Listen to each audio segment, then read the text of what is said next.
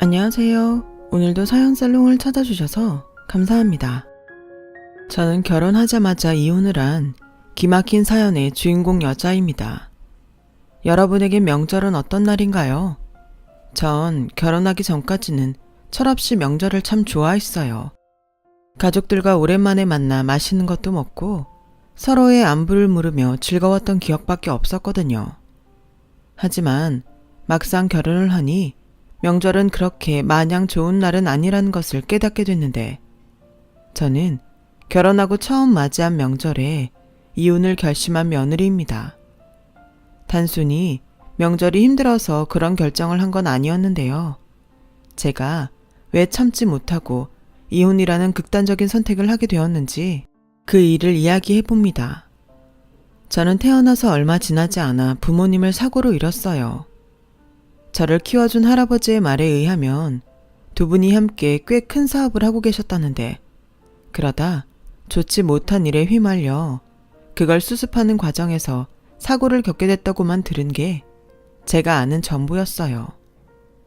분명 당신에게 엄청나게 큰 사건이었을 텐데 할아버지는 홀로 저를 도맡게 되셨음에도 불만은커녕 저를 사랑과 정성으로 키워주셨어요.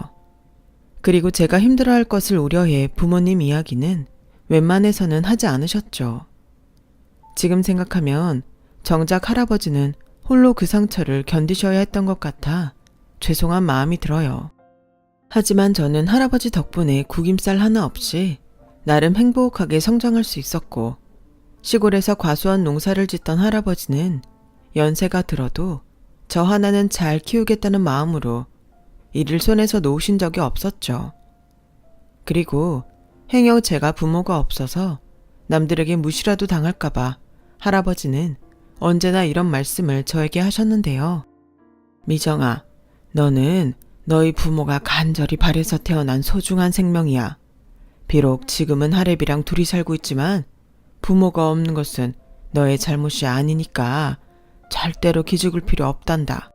만약 누구든 그런 걸로 너한테 못되게 구는 사람이 있다면 절대 참지 말고 당당하게 싸워. 우리 소녀 뒤엔 언제나 이 든든한 할애비가 있으니까. 알겠지? 이렇게 똘망똘망하고 이쁜 걸 그것들은 뭐가 그렇게 급하다고 그러고 갔나 모르겠다. 미정아, 이리 와. 할애비가 꼭 안아줄게. 싫어. 똑각 안아서 숨 막히게 하려고. 살살 할게. 할애비가 미정이 네가 너무 예뻐서 그래. 할애비가 평생 사랑하고 지켜줄 거야. 나도 할아버지 사랑해. 나도 할아버지 평생 지켜줄 거야. 약속해. 저는 어릴 때 지키는 게 뭔지도 모르면서 할아버지에게 그런 약속을 했어요. 그러면 할아버지는 세상을 다 가진 것처럼 활짝 웃으셨는데 그 얼굴을 보는 게 참 좋았어요. 하지만 청소년이 되고 사춘기가 되면서 아무리 할아버지의 사랑이 넘쳐도 부모님의 빈자리는 클 수밖에 없었죠. 제가 어긋나려고 하면 할아버지는 그럴 땐 절대로 오냐오냐 하지 않고 저를 따끔하게 혼을 내셨어요. 그래서 할아버지 손에 컸어도 어디 하나 빠지지 않게 컸던 저는 나름 서울에 있는 이름 있는 대학에 붙어 홀로 서기를 했고, 대학 다니는 동안 할아버지가 고생하며 번 돈으로 생활하는 것을 알았기에 일찌감치 공시 준비를 하며 저의 미래를 준비해 갔어요. 그렇게 저는 대학을 졸업했고 같은 해에 7급 공무원 시험을 무난히 패스하며 사회인으로서 첫 발을 내디뎠는데요. 그때 사람들이 그런 저와 할아버지를 얼마나 부러워했는지 몰라요. 그렇게 남들보다 조금 일찍 자리를 잡아갔던 저는 제 이상형인 아빠같이 든든한 남자를 소개받아 장작 6년이라는 긴 연애를 하게 되었죠. 저에겐 꿈이 하나 있었어요. 시집을 가면 시부모님을 저희 부모님처럼 모시고 살고 싶었는데 아무래도 부모님 없이 살았던 저의 마음을 그렇게라도 채우고 싶었던 마음이 컸던 것 같아요. 그래서인지 이런 저의 마음을 안 남자친구는 저의 그런 면을 참 고마워하고 좋아해 줬는데요. 직장 동료며 친구들은 저에게 큰일 날 소리 한다며 저를 말리곤 했네요. 미정씨, 미정 씨가 아직 시집을 안 가서 뭘 몰라서 그래. 무조건 시자 붙은 사람들하고는 가까이 지내지 않는 게 상책이야. 아무리 좋은 마음으로 잘해봐. 호의가 호구되는 거 순간이다. 그래, 시댁하고는 최대한 멀리 사는 게 좋아. 행여 모신다고 하지 말고. 어차피 자기 만난다는 그 남자 삼형제 중에 막내라며. 그럼 형님들이 알아서 하게 그냥 눈 딱 감고 있어. 저는 저런 말을 조언이라고 하는 사람들을 그때까지는 이해하지 못했어요. 그리고 한편으로는 얼마나 시댁 식구들과 사이가 좋지 않으면 저런 말을 할까 싶은 생각도 들었는데 무슨 자신감인지 모르겠지만 저는 이상한 자신감이 있었어요. 어떤 시댁을 만나느냐도 물론 중요하겠지만 제가 좋은 마음으로 성심성의껏 하는데 우는 얼굴에 침 못 뱉는다고 제가 하기 나름이라고 생각했었죠. 그렇게 저는 6년 만난 남자와 드디어 결혼을 약속했어요. 프로포즈를 받던 그날 얼마나 기뻤는지 평소 눈물도 잘 흘리지 않는데 눈물까지 흘렸던 저는 하루라도 빨리 결혼하고 싶은 마음이었어요. 그렇게 기쁜 것도 잠시 저에겐 넘어야 할 산이 있었죠. 아무래도 예비시댁에서 제가 부모님이 없다는 걸 싫어할까? 걱정이 들더라고요.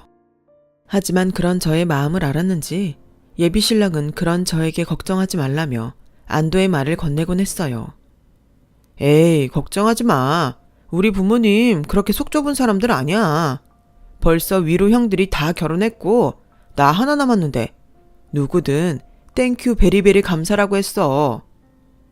정말? 근데 세훈 씨네 부모님도 아시는 거지? 우리 부모님 두 분 다 안 계신 거. 그럼 다 아시지. 우리가 만난 게 벌써 몇 년인데 그런 게 싫었으면 벌써 말 나오지 않았겠어? 나 여지껏 자기 만나면서 우리 부모님이 뭐라고 하지 않았다니까. 그러니까 마음 내려놔도 돼. 우리 엄마 자기 공무원이라고 완전 자랑하고 난리 났어. 정말? 그렇다면 다행인데 이럴 땐 내가 공무원 된 거 진짜 잘한 것 같아. 어허, 나는 우리 자기가 공무원 아니어도 괜찮은데 그런 생각하지 마. 누가 보면 내가 꼭 자기 직업 보고 결혼하는 것 같잖아. 그리고 자기 힘들면 언제든지 일 그만두고 집에서 놀아도 돼. 내가 우리 자기 평생 손에 물 한 방울 안 묻히고 행복하게 해줄 거니까. 뭐야, 그렇게 말하니까 너무 감동이잖아. 나는 지금도 너무 행복해 자기야. 우리 꼭 할머니 할아버지 될 때까지 잘 살자. 저는 예비신랑의 말에 그나마 마음을 놓을 수가 있었어요. 그리고 상견례 전 예비 시어머니의 초대로 시댁에 인사를 가게 되었고 그 자리에서 예비신랑의 말처럼 시부모님은 제가 마음에 드는 듯 호의적으로 저를 대해주셨고 그에 반해 예비 형님들은 아직 결혼식도 올리지 않은 저를 경계하는 눈치였어요. 그렇게 상견례 날짜가 잡히고 시골에서 나름 신경을 많이 쓴 할아버지가 서울로 올라오셨는데요. 정말 뜻밖의 말이 예비 시어머니 입에서 흘러나왔어요. 예, 미정아, 부모님은 언제 오시니? 벌써 시간이 다 됐는데 더 기다려야 하는 거야? 네? 부모님이요? 저는 당황했어요. 이미 다 아신다고 들었고 생각했으니까요. 하지만 돌아가는 분위기로 봐선 남편이 말을 하지 않은 것 같았죠. 어쩔 수 없이 제가 먼저 부모님은 일찍 돌아가셔서 할아버지 손에 자랐다는 말을 할 수밖에 없었는데요. 시부모님 눈치는 물론이고 할아버지 눈치를 보느라 여간 식은땀이 나는 게 아니었어요. 하필 바로 전날 할아버지가 이런 질문을 하셨거든요. 너야 똑 부러지니까 내 걱정이 없는데 할애비가 노파심에 묻는 거야. 그쪽 부모님들도 다 아시는 거지? 뭘? 네 부모 그렇게 된 거. 나야 열부모 부럽지 않게 널 키웠지만 모르는 사람들은 모르니까. 아, 그럼 내가 세훈 씨한테 물었는데 다 아신대. 그리고 지난번에 인사 갔을 때도 두 분 다 일부러 부모님 이야기는 꺼내시지 않더라고. 아마도 날 배려해 주시려고 그러셨던 것 같아. 그래? 그거 참 고맙네. 알았다. 할애비 이제 마음 편하게 먹고 잘난다. 내일 우리 손녀 보려면 일찍 자고 일찍 일어나야지. 그럼 미정아, 우리 내일 보자. 이렇게 기껏 예비 시부모 포장까지 해가며 할아버지를 안심시켜드렸는데 제가 얼마나 난감했는지요. 그런데요, 저만큼이나 난감해하는 사람이 있었으니 그건 바로 저와 결혼할 그 남자였어요. 엄마, 내가 말 안 했어? 미정이 부모님 안 계시는데? 너는 그 중요한 걸 이제야 말하면 어떡해? 이미 너 장가 보낸다고 동네방네 다 떠들어놨는데 이걸 물을 수도 없고 어쩔 거야? 여보, 됐어. 이미 상견례까지 하는 마당에 그냥 넘어가. 그래도 여보, 고아는 좀... 큰 소리 내지 말라고. 어차피 우리도 나이 먹으면 죽어. 며느리 잘 컸고 직업도 번듯한데 그냥 군소리 하지 마. 아, 알겠어요. 어쩐지 너무 다 잘 맞는다 했어. 어쩌면요, 저는 그때 눈치를 채고 자리를 박차고 나왔어야 했어요. 하지만 그놈의 사랑이 뭔지 아직 제 앞에 닥칠 미래를 알지 못한 저는 자기 부모님 뒤에서 저 보라고 두 손을 싹싹 빌며 미안해하는 예비 신랑을 보고 마음이 약해졌고, 이렇게 된 거 할아버지 손에 잘 컸다는 걸 시부모님에게 똑똑히 보여드리겠다는 이상한 승부욕에 결혼식을 그대로 진행하기로 했는데, 그래도 할아버지는 영 불안하셨는지 기차역에서 걱정하는 말씀을 하셨어요. 미정아, 너 괜찮은 거 맞아? 사돈들이 별말을 하지 않아서 결혼식 날짜는 잡았다만 아니다 싶으면 하지 말자. 아니야, 미리 확실하게 말씀을 드렸어야 했는데 순서가 잘못됐지 뭐. 할아버지, 미안해. 괜히 할아버지까지 불편하게 해서. 아니야, 나는 너만 괜찮으면 어디서든 다 괜찮아. 다만 할애비는 네가 걱정이다. 괜히 부모 없다고 책 잡히고 그럴까 싶어서. 에이, 할아버지도 내가 누구야? 할아버지 손녀인데 그걸 내가 참고 가만히 있을 것 같아? 할아버지가 그랬잖아. 절대 그런 걸로 기죽지 말라고. 할아버지가 나 잘 키워준 거 그만큼 꼭 잘 살 거야. 그러니까 아프지 말고 오래오래 사세요. 증손자 봐야지. 그래, 우리 예쁜 소녀가 낳은 증손자 하루라도 빨리 보고 싶다. 결혼식 하기 전에 박서방이랑 한번 날 잡아서 내려와. 내 씨암탉 잡아줄 테니까. 알겠어요, 할아버지. 기차 시간 다 됐다. 과수원 일 너무 무리하지 말고. 아셨죠? 오냐. 그날 할아버지의 배웅을 하고 돌아온 저는 한 박자 늦었지만 예비 신랑에게 서운한 마음이 들었고, 이제는 돌다리도 두드려보고 건너겠다는 심정으로 예비 신랑에게 전화를 걸었는데요. 자기야, 할아버님 배웅 잘했어? 나도 같이 갔어야 했는데 갑자기 회사에 일이 생겨서 미안해. 아니야, 그건 괜찮은데 아까 자기 부모님 앞에서 나 많이 당황했다. 부모님한테 말씀드렸다며.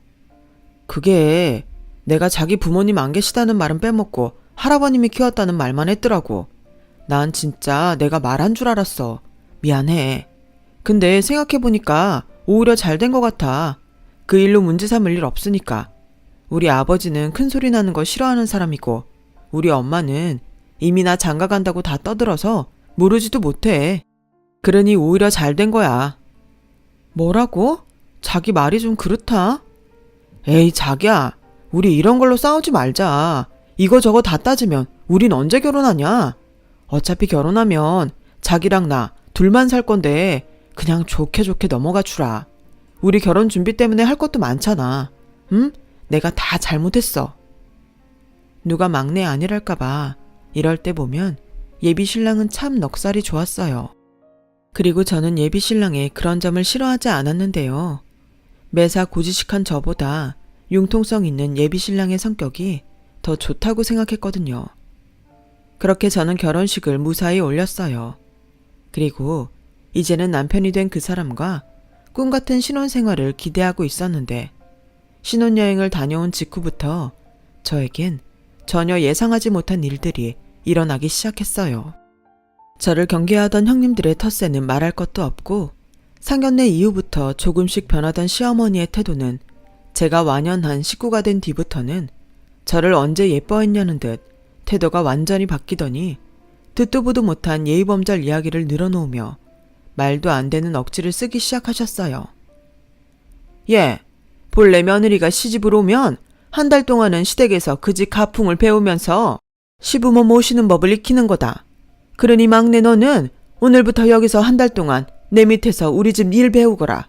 아침 문안 인사 빼먹지 말고 내일 당장 아침상 차리는 것부터 시작해. 네? 한 달 동안요? 뭘 놀라고 그러니? 원래 가풍 있는 집안은 다 그렇게 하는 거다.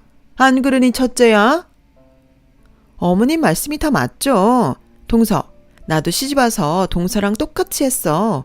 둘째 동서도 똑같이 했고. 저는 첫째 형님의 말에 더는 아무 말을 할 수 없었어요. 솔직히 첫째 형님은 분가를 하지 않고 시부모님과 함께 살고 있었기 때문에 가풍 이런 걸 떠나서 그럴 수도 있겠다는 생각을 했지만 차마 그 말을 갓 시집 온 사람으로서 입 밖으로 내뱉을 수는 없겠더라고요. 하지만 가장 큰 문제는 시댁에서 제가 다니는 고천까지 거리가 꽤 있다는 건데 아무리 생각해도 답이 나오지 않았죠. 그래서 최대한 예의를 지키며 시어머니와 합의점을 찾기 위해 사정도 해보고 설득도 해봤는데요. 어째 그러면 그럴수록 시어머니는 더욱 완강하게 고집을 피우시는 것 같았어요. 그러다 결국 남편에게 도움을 청한 저는 남편의 설득으로 한 달을 일주일로 줄일 수 있었고 그 일주일 동안은 거의 잠도 제대로 자지 못하고 엉덩이도 바닥에 붙일 수 없을 정도로 최선을 다해 시어머님이 하라는 모든 집안일을 다 했어요. 이게 정말 배울 만한 가치가 있는 건지도 모를 그런 일들이었지만 그때까지는 시댁 식구들과 잘 지내보겠다는 미련한 마음이 커서 군소리도 한번 하지 않았는데요. 그렇다고 제가 불만이 아주 없던 건 아니었어요. 제가 있어서 편하고 좋다며 대놓고 아무것도 하지 않는 큰형님이 문제였어요. 동서, 내가 아침에 우리 방 청소 부탁하지 않았나? 네? 제가 출근하느라 깜빡했어요. 근데 형님, 자꾸 저한테 형님 방을 치워달라고 하시는데 아무리 생각해도 그건 아닌 것 같아요. 여긴 형님이랑 아주버님이 쓰시는 개인적인 공간이잖아요. 제가 어머님 때문에 여기서 시댁 일하는 건 맞지만 적어도 형님이 하실 일은 형님이 하셨으면 좋겠어요. 형님은 저처럼 직장 다니시는 것도 아니잖아요. 뭐? 동서 지금 말 다 했어? 그러니까 동서는 지금 일도 안 하고 집에서 놀면서 내가 동서를 부려먹는다는 거야, 뭐야? 네, 잘 알고 계시네요. 야, 너 몇 살이야? 네가 공무원이면 다야? 고아 주제에 동서라고 상대 좀 해줬더니 위아래도 모르고 기어올라? 큰형님은 제 말에 한껏 목청을 높이셨어요. 그리고 그 소리에 방에서 1일 연속극을 보시던 시어머님이 놀라서 뛰어오셨는데요. 그 뒤 상황은 저를 더욱 억울하게 만들었어요. 얘, 뭐가 이렇게 시끄럽니? 첫째 너 왜 그래? 어머님, 막내 동서가요. 저더러 놀면서 자기한테 일부러 일 시킨다고 저를 나쁜 사람으로 몰아요. 제가 정말 기가 막혀서 저 아무래도 막내 동서 눈치 보여 분가해야 할 것 같아요. 그러니 어머니, 저희 분가할 집 마련해 주세요. 뭐야? 막내 너 무슨 말을 했길래 네 큰형님이 이렇게 방방 뛰냐? 한 달 있을 거 일주일로 줄여줬는데 그것도 못해서 벌써 집안을 시끄럽게 해. 어머님, 아무리 그러셔도 아닌 건 아니죠. 저 어제 형님 속옷 빨래까지 했어요. 형님 속옷 빠는 것도 시댁일 배우는 거에 들어가요? 어머, 얘 눈 동그랗게 뜨는 것 좀 봐. 넌 아랫사람이잖니. 그럼 윗사람이 뭘 시키든 윗사람 모시는 마음으로 군소리 없이 하면 될 일인데 서열도 가장 낮은 네가 뭔데 일을 가려서 해. 이래서 내가 너를 끼고 가르치려고 했던 거야. 됐고, 너 내일 네 집에 가는 날이지. 마음 같아서는 가지 말라고 하고 싶은데 내가 또 사람이 모질지가 못해서 너 집에 가기 전에 겨울 이불 빨래 다 해놓고 가라. 금방 찬바람 불 텐데 미리미리 해놔야지. 첫째, 너희 이불도 꺼내서 다 내놔. 그리고 마음 풀어라. 얘가 아직 뭘 몰라서 그런 거니까. 아씨, 어머님이 더 따끔하게 혼을 내셔야죠. 저 여기 사는 것도 어머님 아들이 능력이 없어서 여기 있는 건데 몰라요. 큰애야, 그 얘기는 우리 이제 안 하기로 하지 않았니? 알았다. 내가 너한테 더 잘하마. 알겠어요. 어머님이 그렇게 말씀하시니까 제가 이번엔 참을게요. 동서, 다음부턴 조심해. 알겠어? 그리고 우리 이불은 발로 막 밟으면 안 된다. 최고급 솜이라 살살 손으로 조물조물 해야 해. 저는 어이가 없고 이 상황이 믿기지 않았어요. 그리고 어쩐지 시어머니가 첫째 형님 눈치를 보는 것 같은 기분이 들었는데 우선은 그것보다 그 많고 무거운 겨울 이불을 저 혼자 빨라는 것이 기가 막히고 코가 막혔네요. 그래서 결국 저는 꾀를 내어 이불들을 몽땅 빨래방에 가지고 갔고 10채나 되는 솜이불을 모두 대형 세탁기에 넣고 돌렸는데 최고급 큰형님의 이불이 제일 깨끗하게 빨렸어요. 그렇게 이불 빨래를 모두 마친 저는 시댁의 겨울 이불을 던지다시피 내려놓고 이제야 남편이 기다리는 신혼집으로 돌아가려 했는데요. 그때도 시어머니는 제가 가는 것이 아쉽다는 얼굴로 이런 말씀을 하셨어요. 일주일 동안 썩 마음에 들지 않았지만 수고했다. 그리고 다음 달에 추석 있는 거 알지? 이번 명절엔 네 형님들이 모두 바빠서 같이 명절을 보낼 수 없다고 하니 아무래도 이번 명절 음식은 막내 네가 혼자 도맡아서 해야 할 것 같다. 설마 너 나이도 있는데 명절 음식 못하는 거 아니지? 네? 명절 음식을 저 혼자 하라고요? 그래.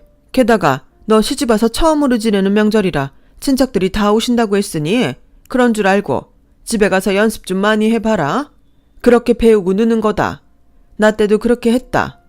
그럼 가서 푹 쉬고 우리는 명절 전날 보자. 저는 시어머님의 말씀에 제 귀를 의심했어요.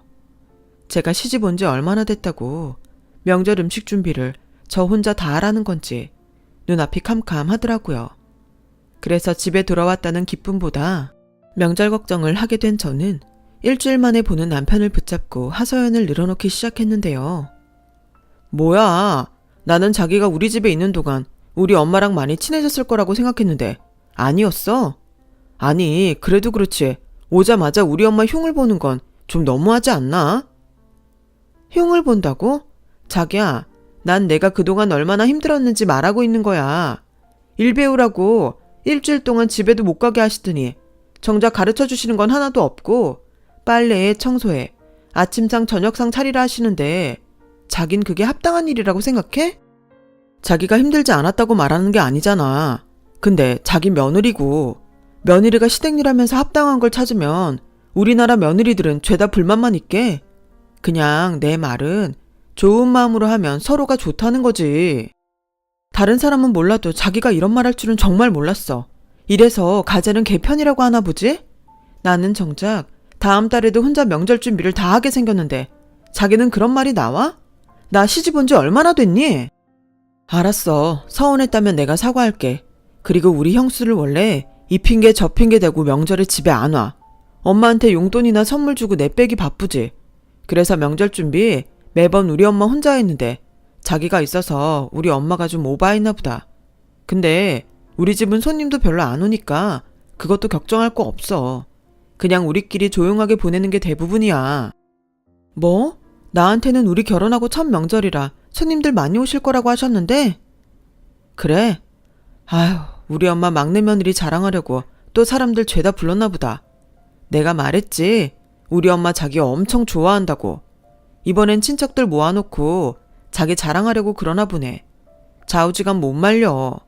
그리고 방금 든 생각인데 아무래도 우리 엄마가 자기 명절에 돌아가신 부모님 생각나서 외로울까봐 그런 것 같다. 저는 더는 남편과 아무 말도 하고 싶지 않았어요. 이래서 남편을 남의 편이라고 하는 건지 그저 그 순간엔 남보다 더 못한 존재처럼 느껴지더라고요. 6년을 만나면서 이렇게 실망한 적이 없었는데 6개월도 안 돼서 저는 이 사람에게 정이 뚝뚝 떨어지고 있었어요. 그리고 생각했죠. 아무래도 시어머니는 저를 만만하게 보시고 집안일이나 실컷 시키면서 부려먹으려고 하시는 것 같은데 이대로 가만히 있으면 평생 이런 억울하고 황당한 일을 겪게 될 것 같아 저도 형님들처럼 약간의 꾀를 내야겠다고 생각했어요. 엄니, 오냐? 네가 웬일로 대낮부터 전화를 다 했냐? 그게요. 명절 준비로 어머님이랑 상의할 것이 좀 있어서요. 상의? 제가 정말 곰곰이 생각해 봤는데요. 이번 명절이 제가 결혼하고 첫 명절인데 음식이 별로면 아무래도 오시는 친척분들에게 예의가 아닌 것 같아서요. 그렇다고 없던 음식 솜씨가 갑자기 생기진 않을 테니까 이번 명절 음식은 어머님이 저를 좀 도와주시면 안 될까요? 제가 옆에서 많이 배울게요. 뭐야? 나는 또 무슨 말을 하나 했더니? 얘, 내가 너더러 뭐 대단한 거 알아니? 어디 첫 명절부터 며느리가 시애미를 시켜 먹으라고 들어? 너는 네 집에서 그렇게 하라고 배웠냐? 어머님, 그게 아니고요. 저야말로 형님들도 다 안 계시는데 뭘 할 줄 알겠어요.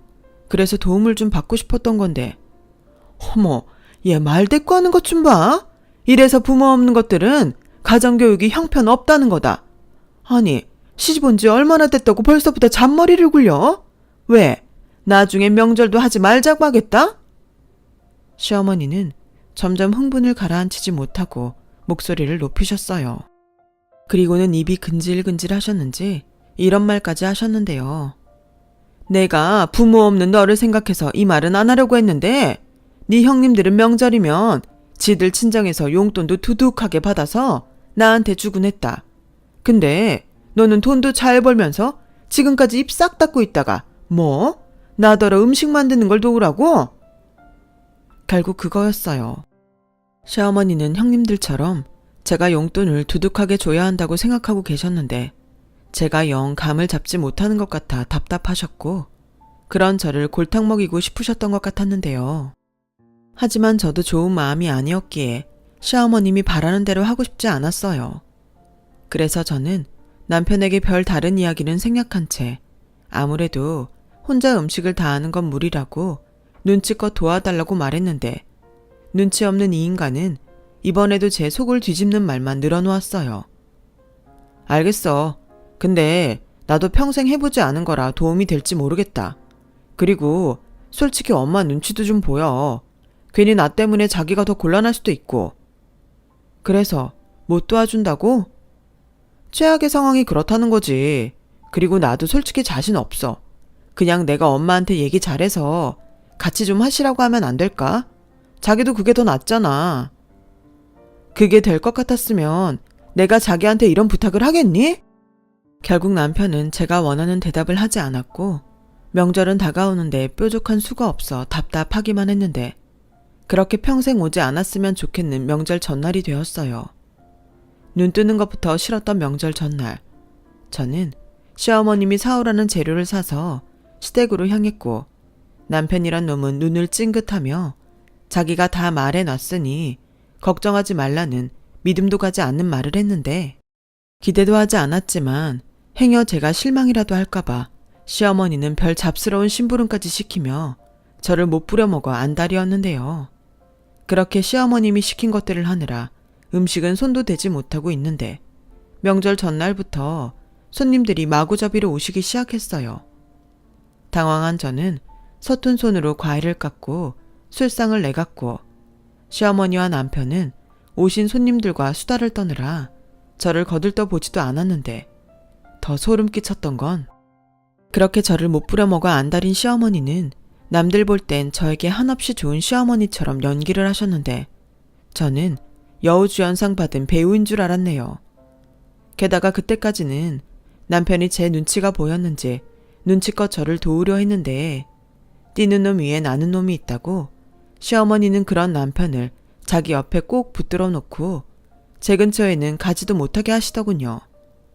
사람들이 그렇게 북적거리는 집에서 저는 외롭고 지치고 내가 왜 결혼을 해서 이 짓을 해야 하는지 모르겠다는 생각을 정말 수십 번 수백 번을 했던 것 같아요. 그리고 바로 그때였어요. 술이 좀 거나하게 취한 듯한 어르신이 주방으로 휘청이며 들어오셨고 처음엔 뭐가 필요하신가 싶어 다가갔는데 그 주정뱅이 같은 노인네가 하는 말에 저의 인내심은 바닥이 나고 말았네요. 어이, 자네가 이번에 이 집에 시집온 막내 며느린가? 그럼 나와서 제대로 인사를 해야지. 여기서 이러고 있으면 어떡해? 죄송해요. 제가 음식하느라 정신이 없어서요. 제가 이것만 하고 나가서 어르신들께 제대로 인사할게요.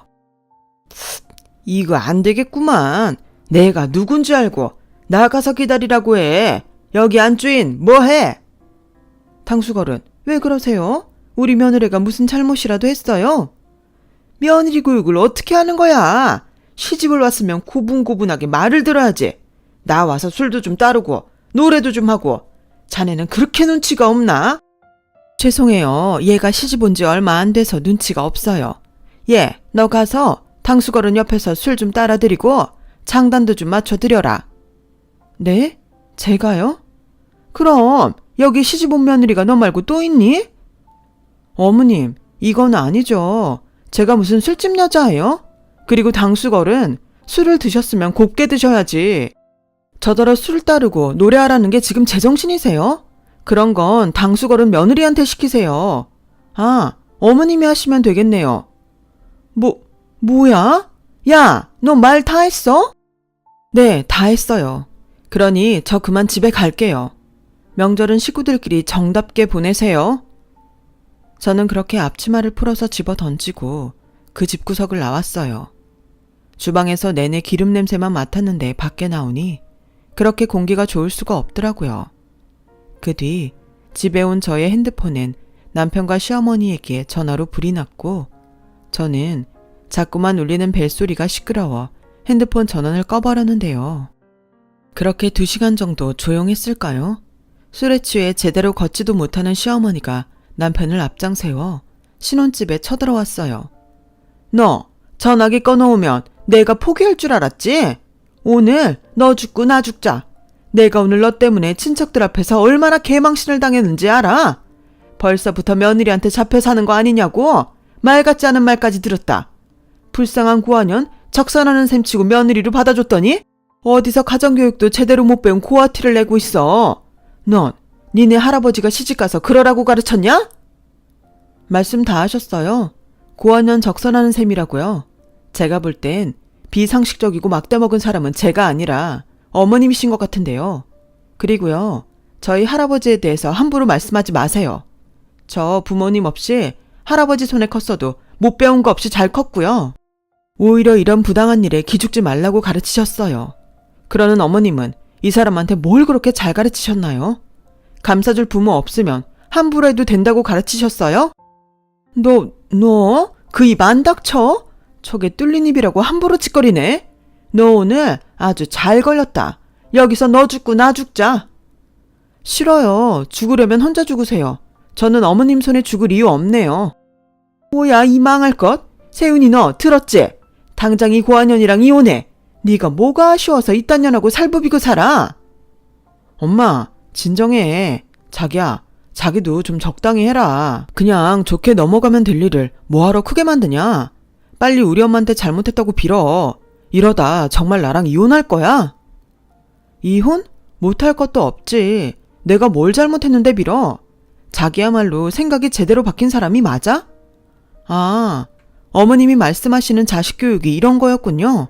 말도 안 되는 억제에도 잘못했다고 비는 거.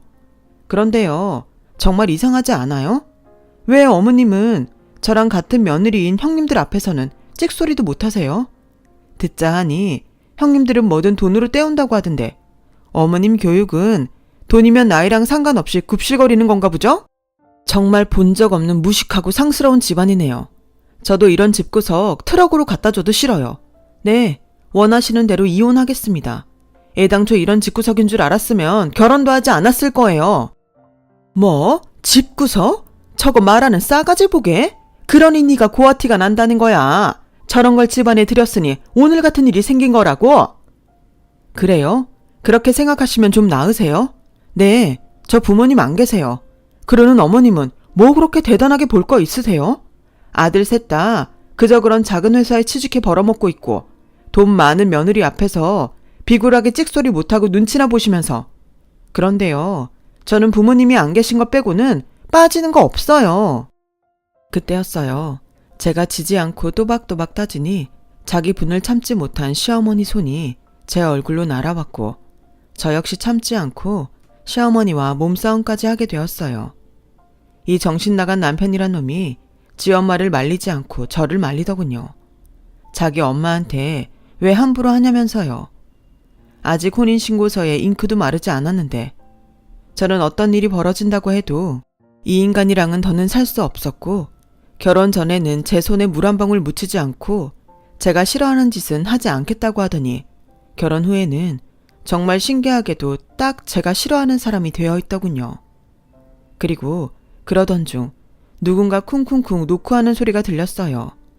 순간 남편은 이웃에서 시끄럽다고 항의하러 온 것 같다고 잔뜩 움츠린 채 현관문을 열었어요. 남편 손에는 웬 서류 봉투가 들어있었는데요. 보낸 사람을 확인하니 저희 할아버지셨어요. 그리고 정말 기가 차게도 시어머니가 멋대로 그 서류 봉투를 가로채서는 자기 멋대로 풀어보는데 저는 시어머니의 그런 행동도 화가 나서 서류 봉투를 뺏으려 손을 내밀자 이 남편이라는 놈이 그냥 보기만 하는 거라며 저를 말렸어요. 아무래도 그 서류가 무슨 서류인지 두 모자가 똑같이 궁금했던 모양이었죠. 그때였어요.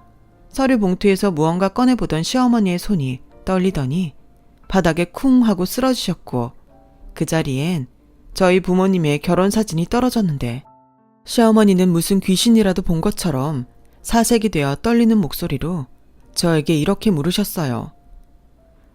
저 사람들 네가 아는 사람이냐? 왜요? 그렇게 부모 없다고 저를 무시하더니 저희 부모님 사진엔 덜컥 겁이 나시나 봐요?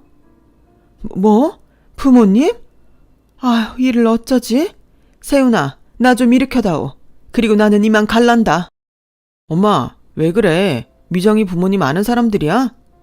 알긴 누가 안다고 그래? 됐고, 뭘 꾸물거려? 나 좀 빨리 붙들라니까. 남편은 시어머니의 재촉에 시어머니를 부축해 현관 밖으로 나갔어요. 그리고 저는 직감적으로 시어머니가 무언가 숨기고 있다는 생각을 했는데 제가 쫓아나가자 시어머니는 그런 저를 못 나오게 현관문을 닫으셨어요. 그래서 저는 재빨리 복도에 있는 인터폰을 켰고 그때까지도 별다른 생각이 없던 저는 시어머니 입에서 나온 말들에 눈이 뒤집히고 말았네요. 세윤아, 큰일 났다. 엄마 왜 그러는데? 혹시 미정이 부모님이랑 아는 사이야? 설마 옛날에 개똥 가지고 튈 때 그 피해자는 아니지? 차라리 그런 거면 내가 이러지도 않지. 그게 사실은 너 어릴 때 엄마가 파출부 나간 적 있잖아. 왜 부잣집이라고 엄마가 그 집 다녀오면 케이크니 피자니 그런 거 들고 오고. 아, 기억나. 그 집 사모님이 우리 어리다고 엄청 챙겨주셨다며. 근데 왜? 설마 미정이 어머니가 그 사모님인 거야? 그래. 근데 아니 이걸 어떻게 말을 하지? 왜? 내가 그러니까 네 마누라 미정이 태어난 지 얼마 안 돼서 정말 돈이 필요했거든. 그래서 정말 잠깐 미정이를 데리고 나간 적이 있어. 돈 주면 돌려준다고. 뭐? 엄마! 조용히 해. 진짜 이상한 마음은 없었다니까. 그때 네 아빠가 보증을 잘못 써서 우리 5 식구 빌바닥에 나앉게 생겨서 내가 정신이 횟가닥했었어.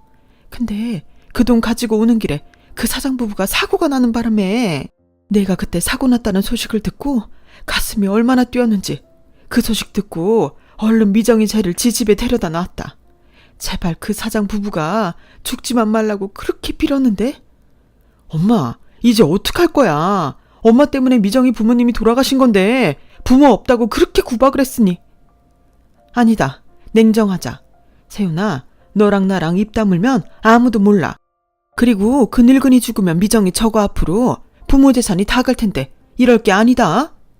엄마 제정신이야. 나는 지금 미정이랑 이혼하게 생겼는데 내가 그 집 딸인지 알았냐고. 빌자. 너랑 나랑 빌면 되지. 엄마가 손이 발이 되게 빌게. 네가 돈방석에 앉게 생겼는데 엄마가 뭘 못하겠냐. 들어가자. 저는 순간 제 입을 틀어막고 말았어요. 저희 부모님이 돌아가시게 했던 사고가 그렇게 난 거라고는 상상조차 할 수 없었으니까요.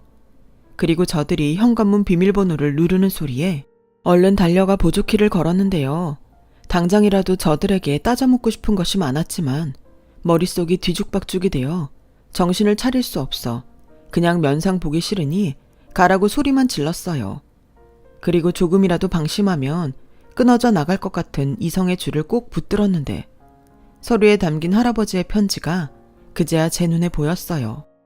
미정아, 네가 이 서류를 받았다면 아마도 할애비는 요양병원에 있을 게다. 진작부터 그러고 싶었는데 우리 소녀 앞에서는 할애비는 항상 씩씩하고 건강했어야 했으니까. 그게 솔직히 좀 힘들었다. 그래서 지금은 모든 걸 내려놓고 할애비도 좀 편하게 있고 싶어서 이곳으로 왔어. 이제 너도 평생 의지할 반려자를 만났으니 할애비 걱정은 접어두고 잘 살기 바란다. 할애비 있는 병원은 공기도 좋고 사람들도 좋아. 그러니 할애비 찾지 말고 너나 행복하게 살아. 할애비는 우리 손녀한테 좋은 모습만 보여주고 떠나고 싶다. 그게 할애비 소원이야. 그리고 네가 그렇게 갖고 싶어하던 네 부모 사진을 함께 보낸다. 이젠 네가 소중하게 잘 간직하렴. 우리 손녀 미정아, 할애비는 우리 손녀 덕에 평생 행복했다. 고맙다.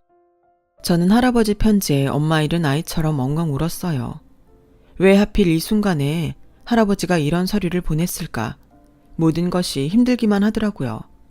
그리고 그때 서류 안에 두둑한 문서들이 있었는데 그걸 꺼내보니 조금 전 인터폰으로 들었던 시어머니의 말처럼 부모님이 운영하던 회사 지분이 제 이름으로 되어 있었고 할아버지는 필요할 때 찾아가라며 어떤 로펌 변호사 명함을 테이프로 붙여놓으셨는데요.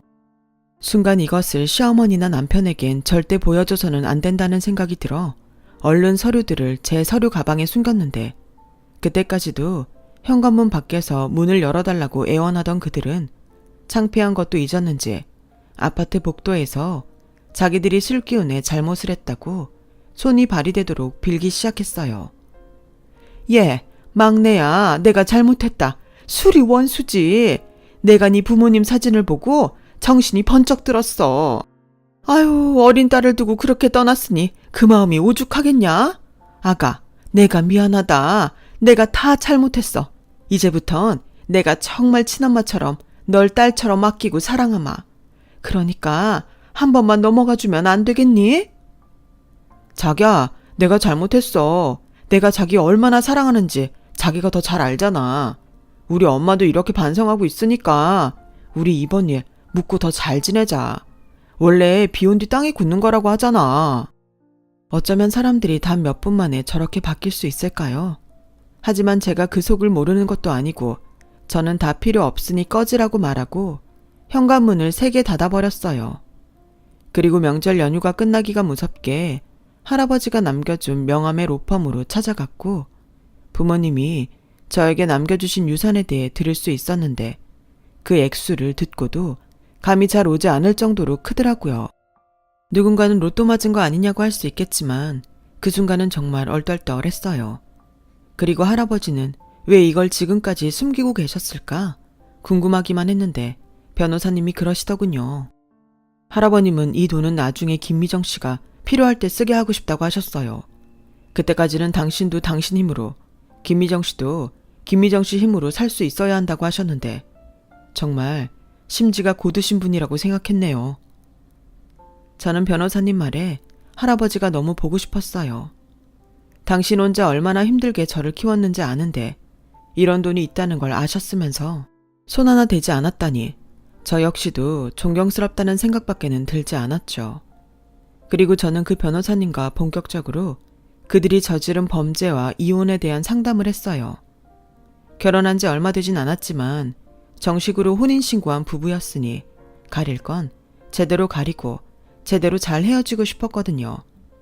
그런데요, 애석하게도 30년도 넘은 사건이라 더 확실한 증거가 나오지 않는 한 수사는 이루어지지 않을 거라는 답을 들었는데 그래도 저는 뭐라도 해보고 싶다고 했어요. 시어머니랑 남편에게 제대로 겁이라도 주고 싶었거든요. 그리고 저의 뜻대로 얼마 뒤 시댁엔 시어머니 앞으로 고소장이 날아갔고 시어머니는 그 고소장을 받았는지 벌벌 떨면서 제가 근무하는 구청으로 오셨는데요. 차림새며 몰골이 얼마나 다급했던지 집에 있던 그대로 온 것 같더군요. 예, 막내야, 이게 뭐냐? 네가 날 왜 고소해?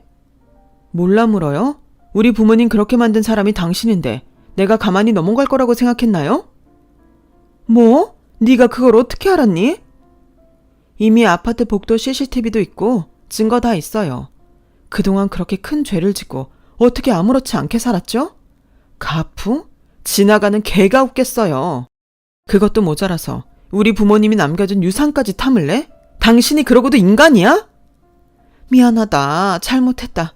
그때는 내가 하도 없이 살아서 새끼들이랑 당장 죽을 것 같아서 그랬다. 미정아, 한 번만 봐줘. 내가 평생 네 앞에서 죄인처럼 살게. 그래도 우리가 한 가족인데 고소는 너무하잖아. 어찌 보면 하늘에 계신 니네 부모님이 나더러 너한테 평생 죄값 치르고 살라고 너희 둘을 맺어준 거일 수도 있는데 나한테 기회를 한 번만 주렴. 내가 이렇게 무릎 꿇고 빌게. 응? 뭐라고요? 우리 부모님이 당신 죄값 치르라고 일부러 맺어준 거라고요? 이게 지금 말이 된다고 생각하세요? 저는요, 저한테 제대로 복수하라고 일부러 당신들 만나게 해주신 것 같네요. 저더러 부모 없이 살아서 배운 게 없다고요? 누구 때문에 제가 부모를 잃었는데요? 내가 당신 절대 가만두지 않을 거야. 당신 아들하고도 깨끗이 정리할 거니까 그것도 기대해요. 당신이 여태 나한테 함부로 한 것까지 몽딴 당신 아들이 갚도록 할 거니까. 저는 아마도 그때 이성을 잃은 것이 맞았던 것 같아요. 아는 사람도 많은 구청이라는 것도 까맣게 잊고 있었으니까요. 하지만 다시 시간을 되돌린다고 해도 저는 그 여자에게 똑같이 했을 거라 후회는 없어요. 그 뒤 저는 집으로 돌아와 남편의 물건을 모두 빼고 비밀번호를 바꿔버렸어요. 이제 본격적으로 법으로 그들과 싸워야 했기에 더는 불필요하게 엮이고 싶지 않았었죠. 게다가 할아버지에게도 알리고 싶지 않았어요. 제가 홀로 이런 힘든 싸움을 한다는 것을 모르게 하고 싶었거든요. 그 후 저는 홀로 외로운 싸움을 벌이며 그들이 최대한 죗값을 치르게 하려 부단히도 노력했어요.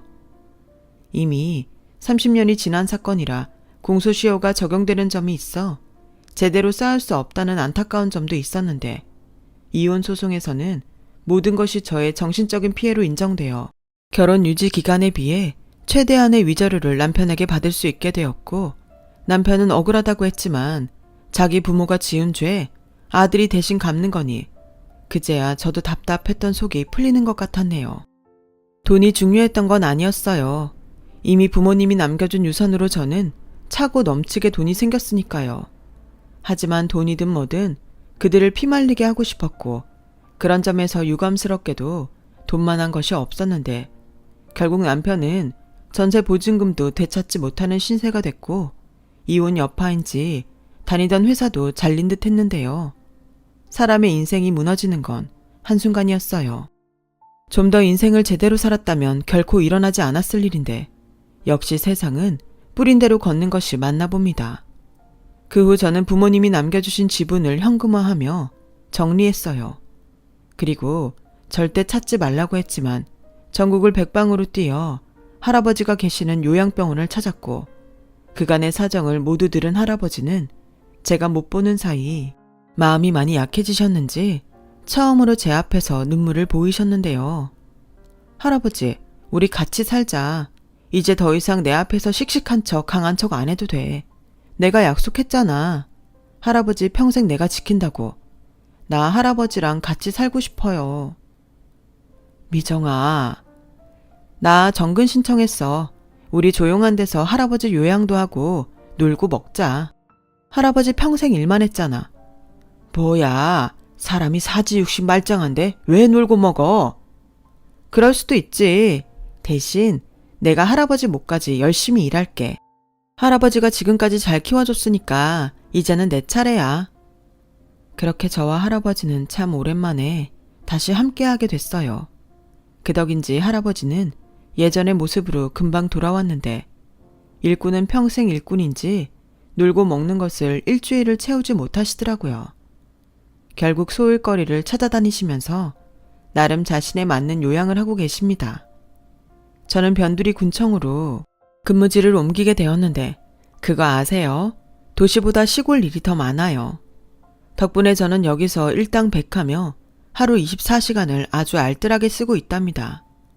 그리고요, 다신 듣고 싶지 않았던 이전 시댁과 전 남편의 소식은 어쩌다 보니 지인들에게 가끔 듣곤 하는데 전 남편은 지금도 일자리를 찾아 전전하고 있는 것 같고, 시부모님은 그때의 사건으로 동네에서 소문이 다 퍼져 야반도주하듯 도둑이사를 갔다고 해요. 그렇게 한 치 앞을 내다보지 못하고 가풍 어쩌고 유난을 떨더니 참 그들과 딱 맞아 떨어지는 최후가 아니었나 싶습니다. 이런 일을 겪으며 사람은 더욱 겸손하게 살아야 한다는 걸 깨달았어요.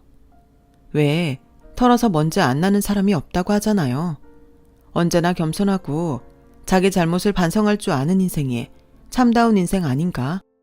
감히 생각해 보았습니다. 할아버지와도 대화 한 번 더 주고받는 더 깊은 사이가 되어야겠어요. 원래 좋은 마음은 주고받는 거잖아요. 지금까지 저의 이야기 들어주셔서 대단히 감사해요. 늘 건강하고 행복하시길 진심으로 바라겠습니다. 여러분, 사연 댓글에 응원과 현명한 조언 부탁드려요. 좋아요와 구독은 저에게 큰 힘이 됩니다. 오늘도 좋은 일 가득하세요.